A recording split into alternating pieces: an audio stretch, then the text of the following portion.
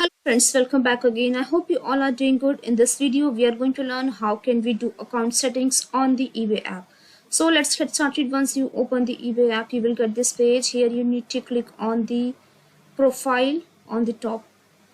And here you have to click on the account settings option.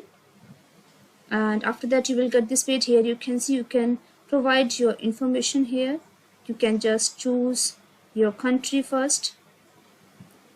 And then you can add your address here.